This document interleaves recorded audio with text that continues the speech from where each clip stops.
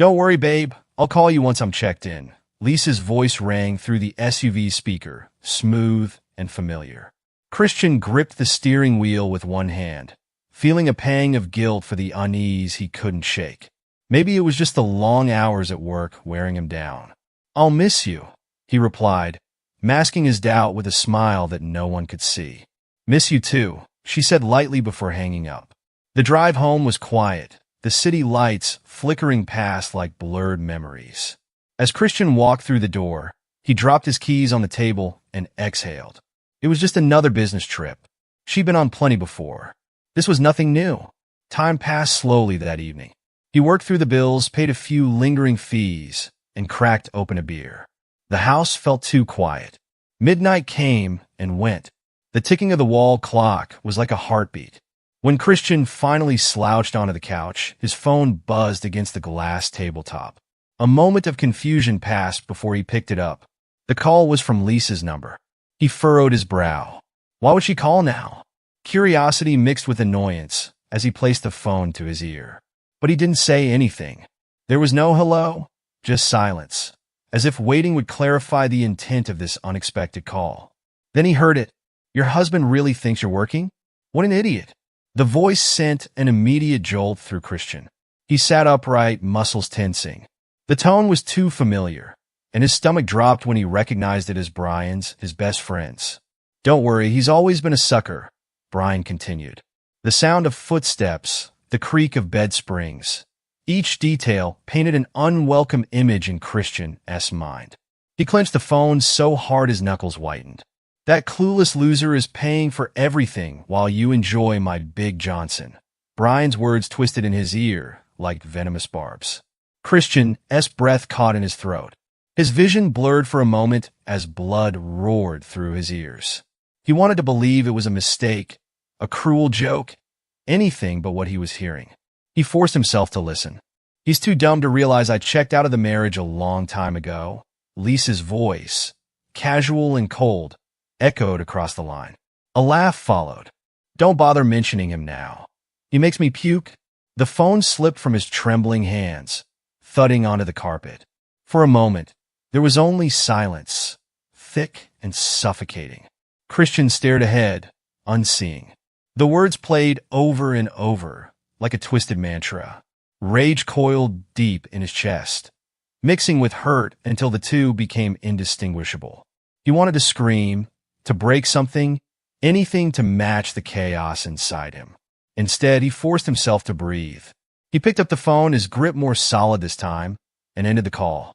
The silence returned. Christian walked to the kitchen in a daze, set the phone on the counter, and leaned against the sink, staring out at nothing. He replayed moments in his mind. The small lies, the unexplained absences, the forced smiles. Signs he had ignored. He felt like a fool. He had trusted them both. Not anymore. Christian stood at the edge of their bedroom, his gaze scanning everything that had once held meaning. Sunlight barely seeped through the drawn curtains, casting shadows on the floor. He took a deep breath and stepped inside, feeling the weight of every memory, every moment they had shared. The air felt heavy. He walked over to the closet, gripped the handle, and yanked it open. The scent of her perfume hit him first, sweet, familiar, and now sickening. He grabbed a handful of dresses, silk brushing against his hands, and tossed them onto the bed without a second glance. Each garment represented a lie, every stitch a betrayal. A plan began to form, a cold, logical path through his grief. No rage-filled outbursts, no confrontations. He would not be reduced to a screaming caricature of himself. No, he would be better. He would be smart. Reaching up, he pulled down her jewelry box. The contents clinked softly as it landed on the mattress. He flipped the lid open, staring at the necklaces and earrings he'd bought her over the years. Anniversary gifts, apologies, thoughtful surprises. He swallowed the bile, rising in his throat. "What a waste," he muttered under his breath. He reached for a packing box and started loading her things. The motion was mechanical, grab, place, repeat. His movements were quick and efficient, as if lingering would somehow poison him. His mind replayed Brian's words, the laughter, the casual cruelty. It was like a broken record, each repeat hardening his resolve. A knock at the door snapped him from his trance. He moved to answer it, pausing when he saw the reflection of himself in the hallway mirror. Eyes bloodshot, jaw clenched, a man on the edge. He ignored the knock and went back to work. The bedroom dresser was next. He yanked open the drawers, pulling out clothes and tossing them aside. An envelope slipped out and fluttered to the floor. He picked it up and hesitated. Their wedding day photos. Lisa's smile, bright and confident, stared back at him. His fingers tightened, crumpling the photo. He tossed it into the trash pile. As he packed, his phone buzzed on the nightstand. He glanced at the screen. It was Lisa. He stared at the phone for a moment before turning it face down. She could wait. He wasn't ready to speak to her, or ever, if he could help it. Hours passed. The pile of her belongings grew. Christian wiped sweat from his forehead, exhaustion creeping in, but he didn't stop. He moved to the bathroom, clearing out her cosmetics, perfumes, the little bottles she had arranged meticulously. He dumped them into a box without care. Her presence was everywhere, and he wanted it gone. In the kitchen, he found her favorite coffee mug, a gift from their honeymoon. He lifted it, thumb tracing over the faded lettering. Without thinking, he hurled it into the sink. It shattered, pieces scattering. The sound was satisfying, final. By evening, the packing was done. The boxes were stacked near the door, labeled and ready for their destination. Christian stood back, surveying his work. He grabbed a pen and paper, scrawling out a note. Enjoy the garbage. He taped it to the top box and exhaled. It wasn't enough, but it was a start. The next day, he loaded the boxes into his car, each lift burning in his muscles. He drove through the city, mind blank, until he reached Brian's apartment. He climbed the steps and left the boxes outside the door, the note prominently displayed. He didn't knock. He didn't wait. He turned and walked away, each step lighter than the last. Returning home, Christian sat at the dining table. The place felt emptier, quieter.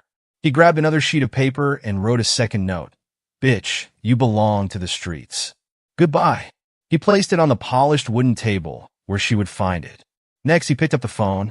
He called his lawyer, explaining what he needed: divorce papers, a restraining order, everything to sever ties.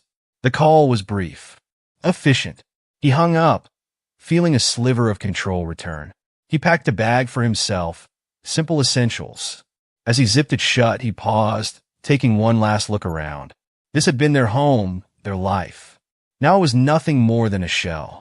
He left the keys on the table, beside the note, and walked out the door. Outside, the air was crisp. Christian inhaled deeply, the cold biting at his lungs. It felt good, real. He got into his car, turned the ignition, and drove away without looking back. Hours later, he checked into a small motel on the outskirts of town. The room was plain, the bed hard. He sat on the edge, head in his hands. Anger still simmered, but exhaustion dulled its edges.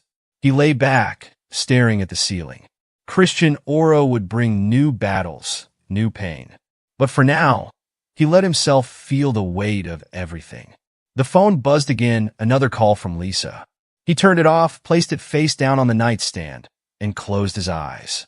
The first step was done. He had ripped out the poison. Now came the long, grueling process of healing. Lisa's fist pounded against Brian's door, each knock louder than the last. Her heart raced as she glanced up and down the hallway, paranoia creeping in. The door finally creaked open, and Brian stood there, shirt unbuttoned, hair tousled. What the hell, Lisa? His tone was annoyed. She pushed past him without waiting for an invitation. Where is he? She demanded, pacing across the living room.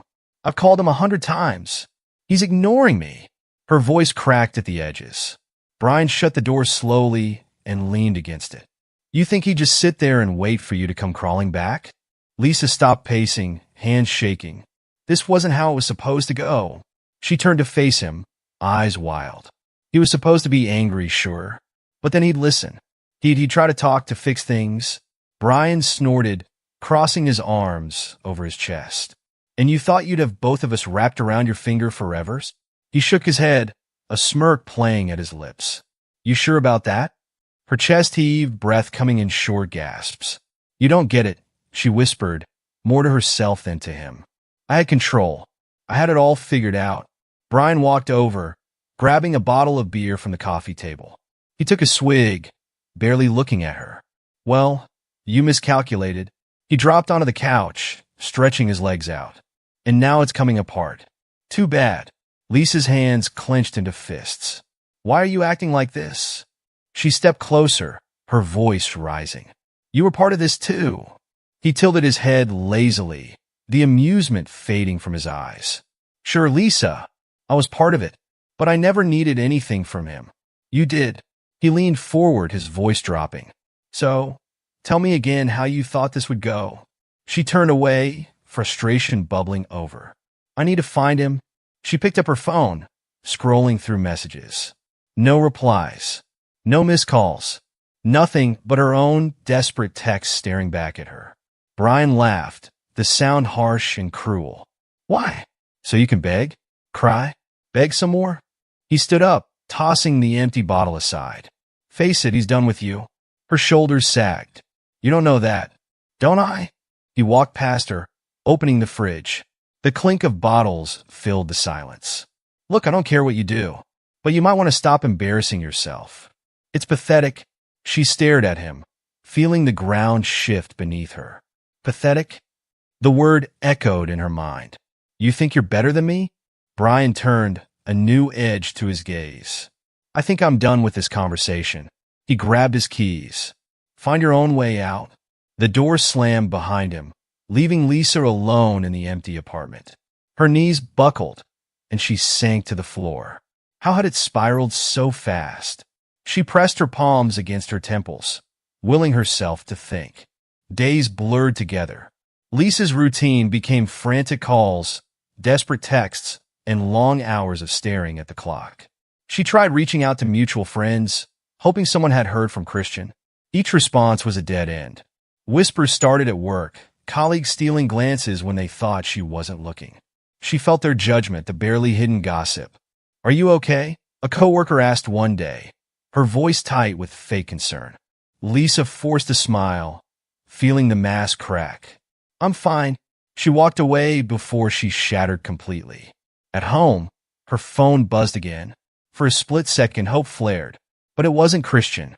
It was Brian, his name flashing on the screen. She answered, voice tight. "What do you want?" "Just checking in," he said, amusement in his tone. "You know, you've become quite the spectacle." Her grip on the phone tightened. "Screw you." "Come on, Lisa. Don't be like that." There was a pause, a hint of something darker. "You can't handle this, can you?" She clenched her jaw. "You think I need you?" "I think you're running out of options," he replied coldly. "And honestly, I've got better things to do." The line went dead. She stared at the phone, ball rising in her throat. Alone. Completely alone. She hurled the phone across the room, the screen shattering on impact. The fragments scattered, much like her life. The next morning, she stood in front of the bathroom mirror, dark circles under her eyes. Her reflection looked hollow. She splashed water on her face, trying to shake the exhaustion. It didn't help. She leaned against the sink, forcing herself to breathe. A knock on the door pulled her back to reality. She opened it slowly, expecting another wave of pity or judgment. Instead, it was a letter slid through the mail slot. She picked it up, her fingers trembling. It was a notice from Christian S. lawyer. Divorce papers. She sank into a chair, reading each word carefully. Legal terms blurred as tears spilled down her cheeks. He really was done. No second chances, no forgiveness. Just an end. Lisa tried to steady herself, but the weight of it crushed her. She thought of calling Brian, but the memory of his voice, mocking, dismissive, stopped her. There was no one left. She curled up on the couch, staring at the ceiling. Hours passed, darkness falling. The whispers at work, the looks of pity, the silence from Christian, it was all crashing down.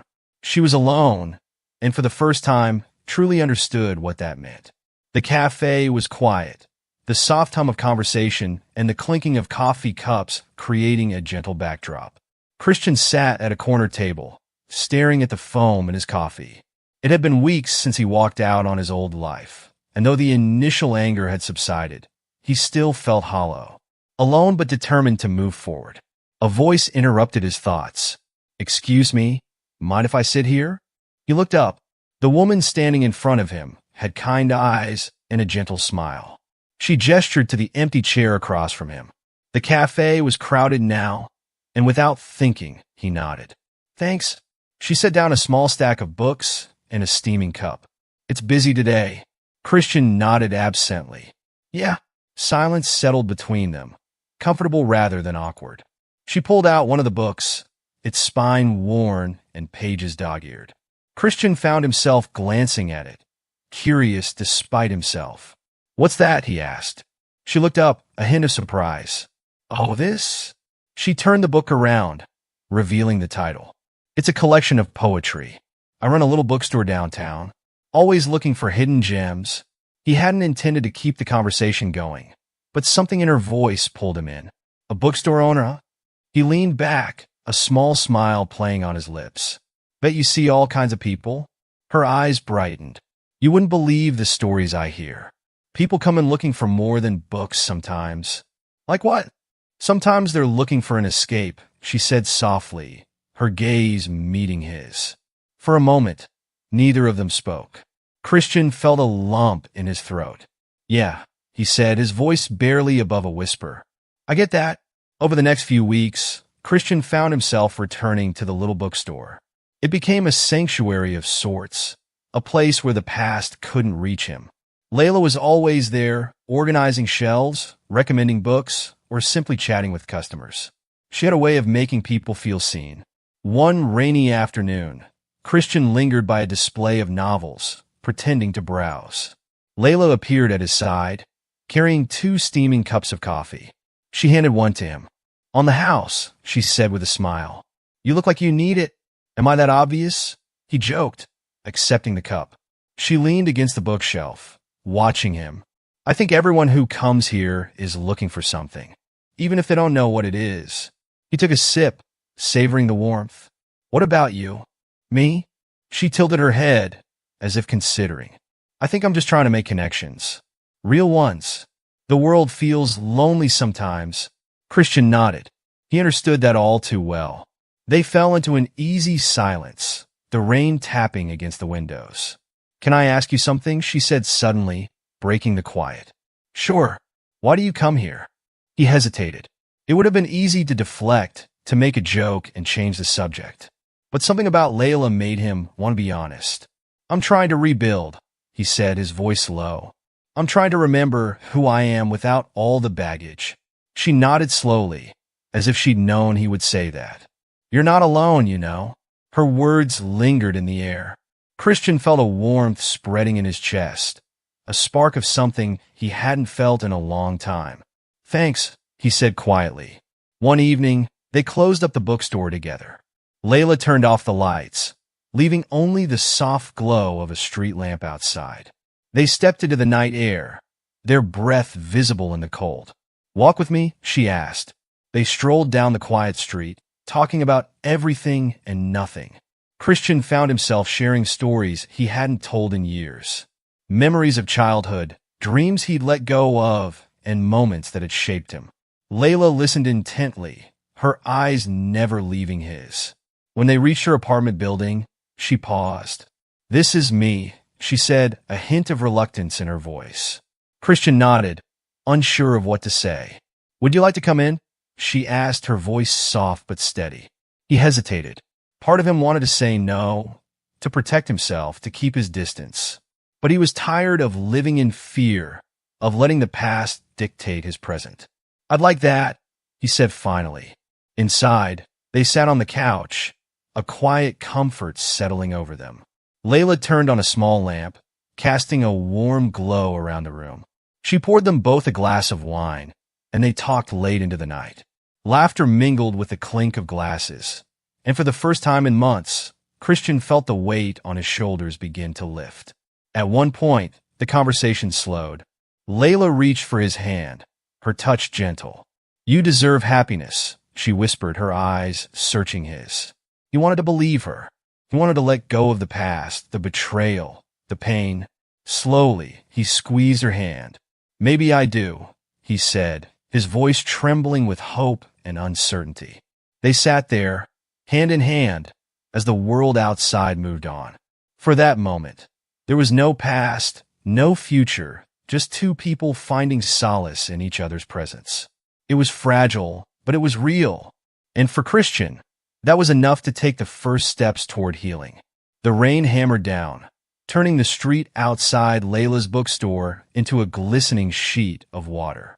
Christian was locking up for the evening when he saw the figure standing in the shadows. At first, he thought it was a stranger, some lost soul wandering aimlessly. But as she stepped into the light, his breath caught in his chest. "Christian," Lisa's voice cracked, raw from shouting or maybe crying. She was drenched, hair plastered to her face, makeup running in dark streaks. "Christian, please." He didn't respond.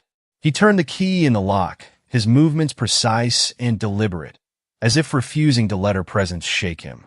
But his heart pounded in his chest, not from longing or sympathy, but from a cold fury that had simmered since the day he'd left. Lisa stumbled closer, her shoes splashing in the puddles. "I've been looking for you," she said, desperation coloring her words. "Everywhere. I need to talk to you." He finally turned to face her, expression unreadable. "Talk," he echoed, his tone flat. "What's left to say?" She took a step closer. "I'm sorry. I'm so sorry. I was stupid and cruel. I wasn't thinking. I've lost everything, Christian. I've lost you." Christian's jaw clenched. He wanted to laugh at the absurdity of it. "You lost me the moment you decided I was just a fool to amuse yourself with," he said, his voice as cold as the rain pouring down around them. She reached for him, but he stepped back, letting the rain create a barrier between them. "Please," she begged, her hands trembling. "I've changed. I'm different now. I see what I did. I see what I lost." "Different?" He shook his head, anger seeping into his voice. "People don't change overnight, Lisa. They don't get to throw someone's life into chaos and then pretend they've had a revelation." Her eyes filled with tears. "I know I hurt you. I know I ruined everything. But you have to understand, I was lost. I thought," she trailed off, her voice breaking. "You thought what?" he demanded, taking a step closer. The intensity in his eyes made her flinch. "That I would always be there? That I'd forgive you because you needed to find yourself?" She dropped to her knees, rain pooling around her. "I've paid for it," she whispered, her voice barely audible over the storm. "I've suffered every day since you left. You have to believe me, Christian. I'll do anything. Just a second chance. Please." Christian stared down at her, unmoved by the display. He remembered all the sleepless nights, the humiliation, the pain of knowing that the woman he had loved and trusted had mocked him behind his back. "Second chances?" he said slowly, his voice low but lethal. "Second chances are for people who show genuine remorse. You don't regret what you did, Lisa. You regret getting caught." Her shoulders shook with sobs. "That's not true. I regret everything. I was stupid. I didn't realize what I had until it was gone. Please, Christian." She reached out, grasping at the fabric of his coat. "You were the best thing that ever happened to me." He pulled away, disgust evident in his eyes. "Funny, I seem to remember you saying I made you sick." Her eyes widened with shock and shame. "I didn't mean it," she whispered. "I was lying to myself. I was cruel because I was afraid." "Afraid of what?" His voice was sharp, cutting through her excuses. "Of happiness? Of love? Or just afraid of being held accountable for your own choices?" She shivered, rain soaking through her thin clothing. "I don't know. I was lost, confused. I thought I wanted freedom, excitement. But I was wrong. I want to know I need you." Christian shook his head. "You don't need me. You need a safety net, a fallback. But I'm done being that for you." The bookstore's door creaked open, and Layla appeared, concern etched across her face. "Is everything okay?" she asked, her eyes flicking from Lisa's crumpled form to Christian's stony expression. Lisa's gaze shifted to Layla, realization dawning. "Her," She spat, her voice laced with venom. You replaced me with her? Layla stepped closer, unshaken. This isn't about me, she said calmly. It's about you and what you did. Leave him alone. Lisa's face crumpled again. You don't understand. He's mine. Christian's patience snapped. I'm not yours, he said, his voice firm. Not anymore. You gave up any claim when you decided I was disposable. She collapsed further, sobbing openly now. What am I supposed to do? She whispered. Where am I supposed to go? That's not my problem, he replied, his tone devoid of sympathy. He turned away, taking Layla's hand. I'm done, Lisa. Go find someone else to manipulate.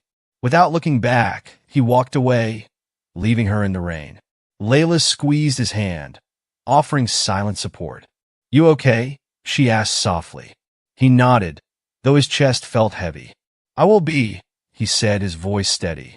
Eventually, as they walked away, Lisa's cries faded into the distance.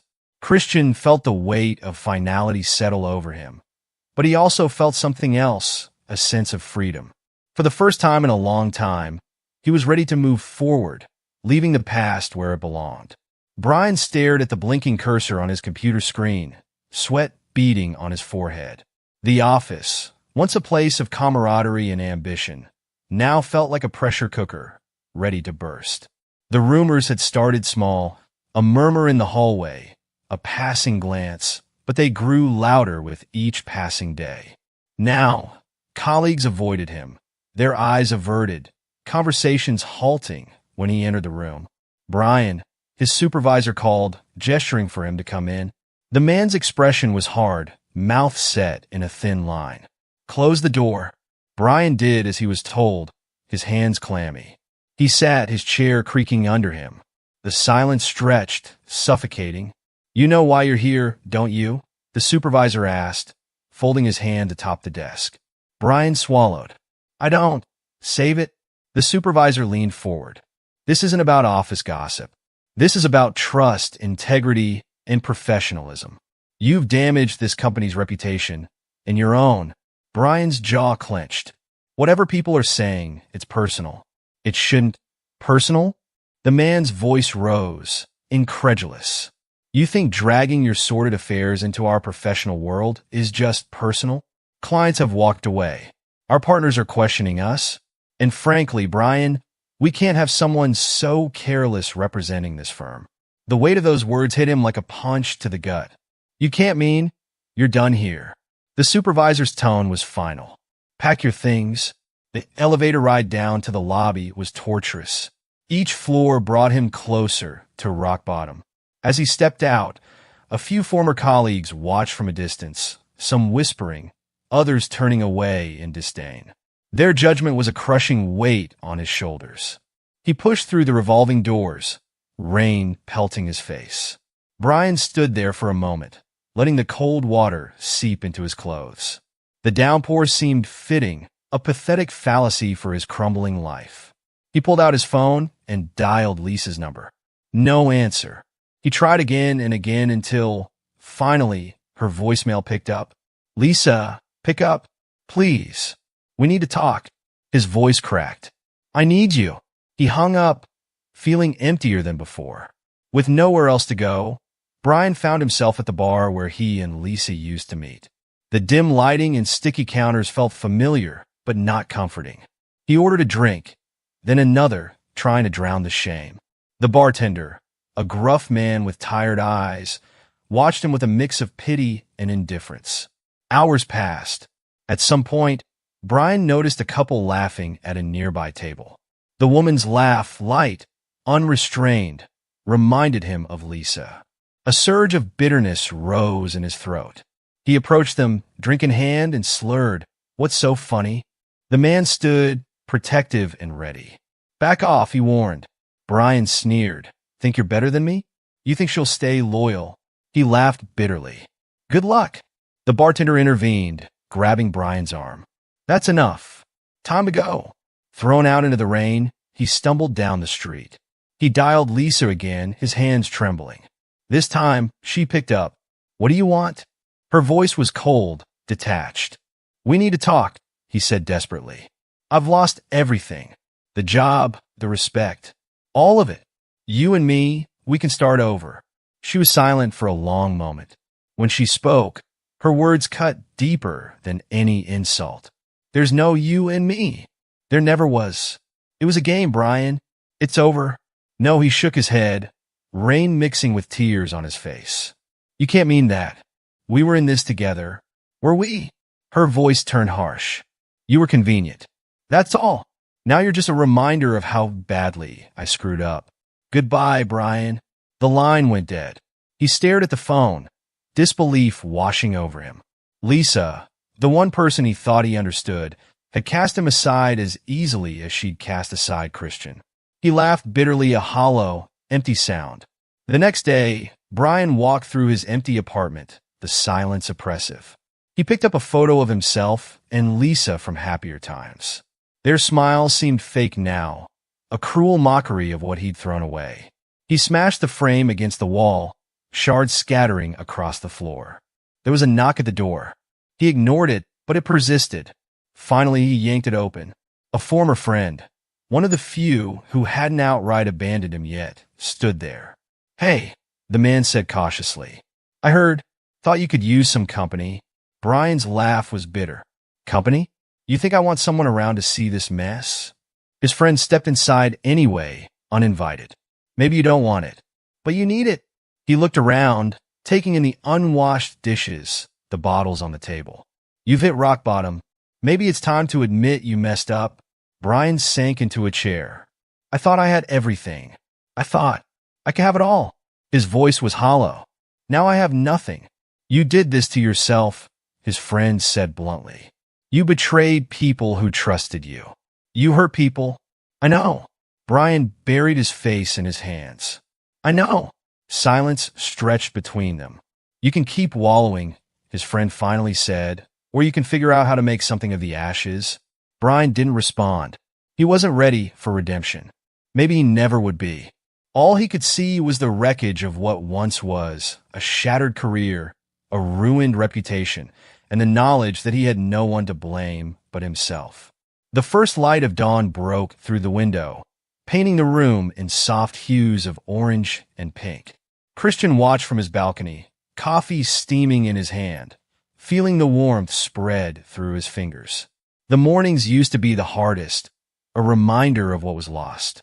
Now, they were a promise of what could be built anew. It had been months since the night Lisa had begged in the rain, and in that time, he had chosen to focus on himself, to heal in ways he never thought possible. Hey? Layla's voice was gentle, and he turned to see her leaning in the doorway, wrapped in a blanket. Her hair was tousled from sleep, but her eyes were clear and kind. Hey, he replied, a small smile playing on his lips. She walked over, her bare feet padding softly across the floor. Mind if I join? Always welcome, he said, sliding over on the bench to make room. She nestled in beside him, and for a moment, they simply sat there, sipping coffee and watching the world wake up. Another nightmare? She asked quietly, without pressing. He nodded. Yeah, but not as bad this time. Layla placed a hand on his. You don't have to go through it alone. Not anymore. He squeezed her hand, grateful. I know. He took a deep breath, inhaling the crisp morning air. For a long time, I thought moving on meant forgetting, pretending it didn't happen. But you know it doesn't work that way. She finished, her thumb tracing small circles on his hand. Right? Moving on isn't about forgetting. It's about not letting it control me anymore. He met her eyes, finding comfort in their depth. You've helped me see that. She smiled, a soft, genuine smile that lit up her face. You've done the work, Christian. I'm just here to support you. The journey wasn't easy. Trust didn't come naturally anymore. Every time Layla stayed late at the bookstore, Christian felt a pang of unease. He hated it, the doubt, the fear. It wasn't fair to her. One evening, as they closed up shop together, he voiced his concern. I need to tell you something, he said, hands stuffed deep in his pockets. She turned the key in the lock, then looked at him. I'm listening. He hesitated, the words catching in his throat. Sometimes I get scared when you're late, when I don't hear from you. It's not because of anything you've done. It's me. Layla nodded slowly, processing his words. You have every right to feel that way, given what you've been through. I hate it, he admitted, his voice raw. I hate doubting. I hate being paranoid. She stepped closer, her eyes never leaving his. It's okay to be afraid. Healing isn't a straight line. And I'm here. Whatever you need, whenever you need it. For the first time, Christian believed her. It wasn't a line or a platitude. It was real as the warmth of her hand in his. Days turned into weeks, and Christian continued to rebuild. He took up running again, pounding the pavement until his legs burned and his breath came in ragged gasps. The physical challenge pushed out the mental weight, even if only for a little while. He found new hobbies, cooking with Layla, volunteering at a local shelter, learning how to repair old furniture. Each new experience was a step away from the past and a step toward the person he wanted to become. One evening, as they sat on the living room floor surrounded by half-finished DIY projects, Layla asked, "Do you think you'll ever forgive them?" Christian paused, paintbrush in hand. Forgive? He thought about it. I don't know. I don't think it's about forgiveness for them. It's about letting go for me. She nodded, understanding. That makes sense. It's funny, he said, a hint of bitterness creeping into his voice. I used to think revenge would make me feel better, that seeing them suffer would be enough. And is it? No, he set down the brush. Their suffering, it's just noise. It doesn't give me back what I lost. It doesn't erase the betrayal. Layla placed her hand on his shoulder. Then what does? He met her gaze, and for once, he didn't have an answer. I think it's this, he said after a moment. Moving forward, building something real, something that matters. Meanwhile, Lisa and Brian's lives spiraled downward. Brian's career never recovered. No one wanted to be associated with the scandal, and the few who did were quick to abandon him once they realized how deep his bitterness ran. Alone in his dingy apartment, he drank to forget. But the memories always came back. Lisa's betrayal, Christian's cold rejection. The realization that he'd ruined everything for nothing gnawed at him like a disease. Lisa fared no better. Her reputation was in tatters, her relationships fractured. Friends drifted away, tired of the drama, unwilling to be pulled down by her mess. She spent her days in a small, windowless apartment, haunted by memories of the life she had thrown away. Christian's silence was their greatest torment. No amount of apologies or desperate pleas could bridge the chasm. They were left to face the consequences of their choices, alone. One night, as Christian and Layla walked along the waterfront, she asked, "Do you ever think about reaching out to them?" He considered it, the cool breeze ruffling his hair. "No," he said finally. "They don't deserve that space in my life." He looked at her, a smile playing at the corners of his lips. This is what I want to focus on." She smiled back, squeezing his hand. "Me too." As they walked on, the past faded further into the distance, replaced by the promise of what lay ahead. For Christian, rebirth wasn't about revenge. It was about reclaiming his self-respect, finding happiness again, and leaving the pain behind. He had won, not by destroying those who hurt him, but by refusing to let them destroy him. The day the letter arrived, the sun shone brightly through the kitchen window, highlighting the cheerful yellow walls Layla had painted herself. Christian was finishing a late breakfast, savoring the smell of freshly brewed coffee mingling with the crisp scent of autumn outside. Life had found a rhythm again, steady, peaceful, and filled with small joys. That was when he noticed the envelope. It was plain, unmarked except for his name scrawled across the front in an unfamiliar hand. Christian frowned, turning it over in his hands. Layla noticed the change in his expression as she entered the room, a mug of coffee cradled in her hands. "Everything okay?" she asked, concern flickering across her face. He hesitated, then held up the letter. This was in the mail. She set her mug down and stepped closer, her brow furrowed. "Looks strange. Are you going to open it?" Christian nodded, the hesitation in his movements betraying old wounds he thought had healed. With a deep breath, he slid his thumb under the seal, tearing it open. Inside was a single sheet of paper, the handwriting uneven and desperate. Asterisk, I'm sorry. I destroyed us, and I have no excuse. I hope you find peace. Asterisk, the words were simple, but they struck like a blow. Christian's grip on the paper tightened as he read and reread it. The silence stretched between him and Layla, heavy and tense. She watched him carefully, waiting. Is it? She began, her voice low. It's her, he said, his voice rough. It has to be. He dropped the letter on the table, as if it burned. After all these years, Layla placed a gentle hand on his arm. What are you feeling? Christian shook his head, the mix of emotions threatening to spill over. I don't know. Angry? Confused? Part of me thought this was over completely. It's been years, Christian. Maybe it's her way of finding closure. Closure, he repeated, the word bitter on his tongue. He stood abruptly, the chair scraping against the floor. Closure for what? For ruining lives and walking away? For thinking a letter changes anything? Layla watched him pace the room, her expression patient but firm. Maybe it doesn't change anything, but it doesn't have to change you either. He stopped, her words sinking in. Layla's steady gaze held his, grounding him. She was right. He was no longer the man shattered by betrayal.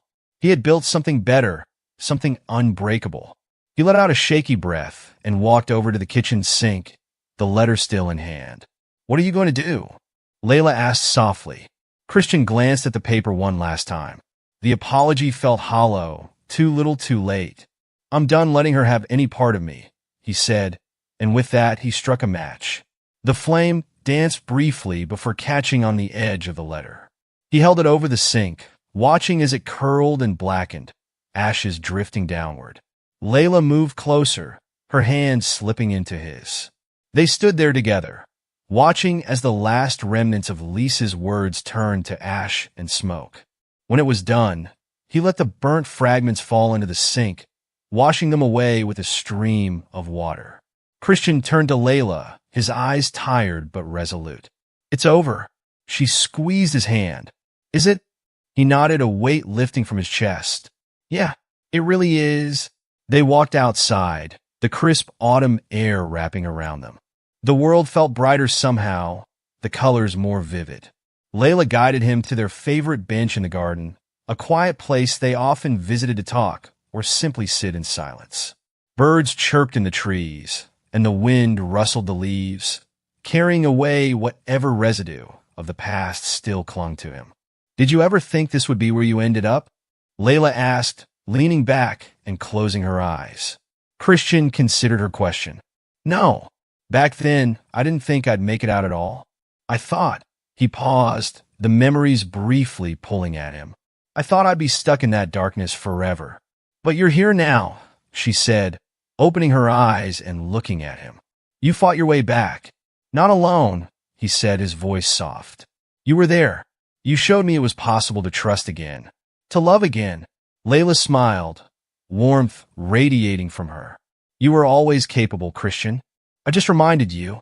They sat in comfortable silence for a while, listening to the sounds of life around them. Eventually, Christian spoke again. You know what the worst part was?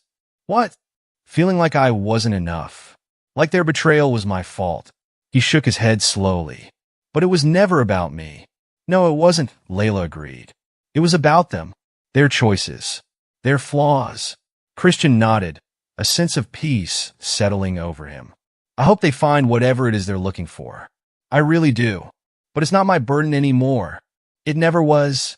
They lapsed into silence again, this time content and free. The wind picked up, scattering leaves around their feet.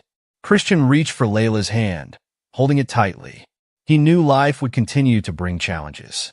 There would be hardships and heartaches.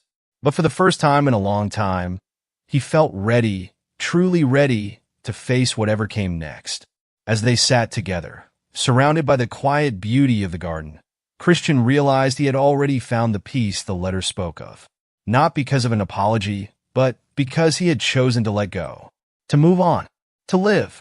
I already have, he whispered, and Layla, sensing the weight of his words, simply squeezed his hand in silent understanding.